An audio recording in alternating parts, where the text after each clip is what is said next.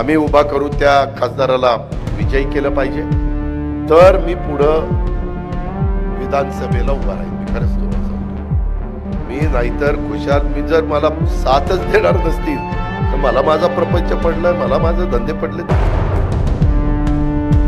आता सुरुवातीलाच आपण अजित पवारांनी बारामती लोकसभेचा उमेदवार जाहीर करण्यापूर्वी बारामतीत आयोजित कार्यकर्ता मेळाव्यात केलेलं विधान पाहिलं. यावेळी जाहीर भाषणातून अजित पवारांनी कार्यकर्त्यांना इशारा दिला होता.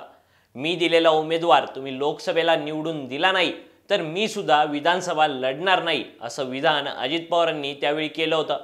त्यानंतर बारामती लोकसभेत सुनेत्रा पवारांचा दारुण पराभव झाला.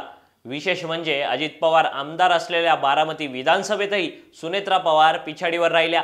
त्यामुळेच आता सुनेत्रा पवार यांच्या पराभवानंतर अजित पवार विधानसभा निवडणूक लढवणार की नाही असा प्रश्न उपस्थित होऊ लागलाय. याच बाबत आपण या व्हिडिओतून जाणून घेणार आहोत. नमस्कार, मी प्रणव ढमाले, तुम्ही पाहताय फॉर द पीपल न्यूज.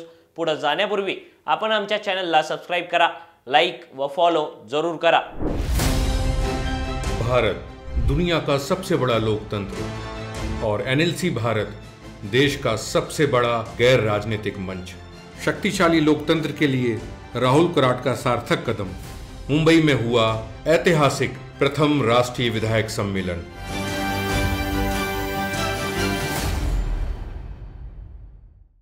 साधारण वर्षभरापूर्वी राष्ट्रवादी काँग्रेसमध्ये उभी फूट पडली आणि अजित पवार काही आमदार आणि खासदारांसह महायुतीत सामील झाले. त्यानंतर बहुमताच्या जोरावर अजित पवारांना राष्ट्रवादी काँग्रेस पक्षाचं नाव आणि चिन्ह मिळालं.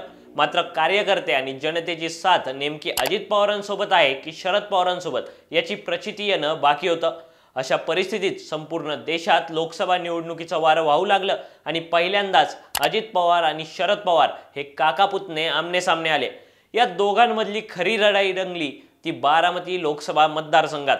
शरद पवार आणि अजित पवार या दोघांनाही आपलं राजकीय अस्तित्व सिद्ध करण्यासाठी बारामती जिंकणं गरजेचं होतं.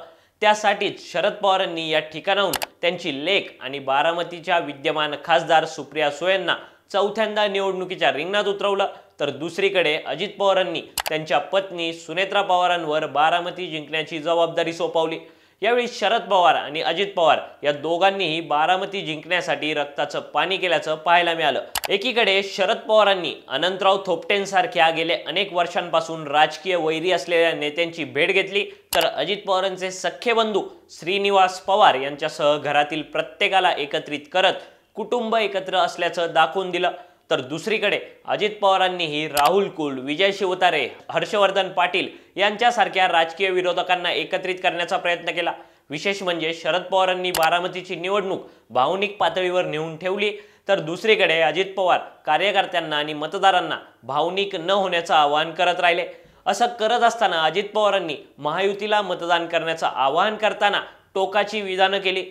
यातील अजित पवारांनी केलेलं एक विधान चांगलं चर्चेत राहिलं होतं. सुनेत्रा पवारांची उमेदवारी घोषित करण्यापूर्वी अजित पवारांनी बारामतीत घेतलेल्या पदाधिकाऱ्यांच्या मेळाव्यात एक विधान केलं होतं. मी जो उमेदवार देईल तो तुम्हाला निवडून द्यावा लागेल. तुम्ही माझा उमेदवार निवडून दिला नाही तर मी विधानसभेची निवडणूक लढवणार नाही, असा थेट इशाराच अजित पवारांनी दिला होता. अजित पवारांच्या या विधानानंतर बारामती लोकसभेची निवडणूक अतितटीची होईल अशी शक्यता निर्माण झाली होती. मात्र मतदानावेळी आणि निकालावेळी अजित पवारांचे सगळे फासे उलटे पडताना दिसले. 2019च्या लोकसभा निवडणुकीत सुप्रिया सुळेंविरोधात लढणाऱ्या कांचन कुल यांना खडकवासला विधानसभा मतदारसंघातून जवळपास 60,000चं मताधिक्य मिळालं होतं. खडकवासला विधानसभा मतदारसंघात भाजपची ताकद जास्त आहे. अशा परिस्थितीत खडकवासला विधानसभेच्या मताधिक्यावर सुनेत्रा पवारांचा विजय अवलंबून असताना सुप्रिया सुळेंनी या मतदारसंघातून चांगली मतं आपल्या पारड्यात पाडून घेतली. विशेष म्हणजे 2019 लोकसभा निवडणुकीत खडकवासला विधानसभेत महायुतीला मिळालेलं 60,000चं लीड यावेळी सुप्रिया सुळेंनी जवळपास 20,000वर आणून ठेवलं. तर दुसरीकडे अजित पवारांचा बालेकिल्ला समजल्या जाणाऱ्या बारामती विधानसभा मतदारसंघातूनही सुप्रिया सुळेंनी 47,000पेक्षा जास्त मताधिक्य मिळवलं. अशा परिस्थितीत 2024 लोकसभा निवडणुकीच्या निकालानंतर अजित पवारांना बारामतीच्या जनतेनं नाकारल्याचं चित्र निर्माण झालंय. अजित पवार हे शब्दाला जागणारे नेते म्हणून महाराष्ट्रात प्रसिद्ध आहेत. त्यामुळेच आता सुनेत्रा पवारांच्या पराभवानंतर अजित पवार आपला शब्द पाळून विधानसभा निवडणूक न लढवण्याच्या निर्णयावर ठाम राहणार का, अशा चर्चा सध्या सुरू झाल्यात. सोबतच पार्थ पवारांनंतर सुनेत्रा पवारांच्या झालेल्या पराभवाच्या धक्क्यातून अजित पवार कसे सावरणार असाही प्रश्न आता उपस्थित होऊ लागलाय। या सगळ्याबाबतचं तुमचं मत खाली दिलेल्या कमेंट बॉक्समध्ये कळवा। व्हिडिओ आवडला असेल तर लाईक करा आणि अशाच आणखी नवनवीन व्हिडिओसाठी फॉर द पीपल न्यूजला सबस्क्राईब करायला विसरू नका। धन्यवाद।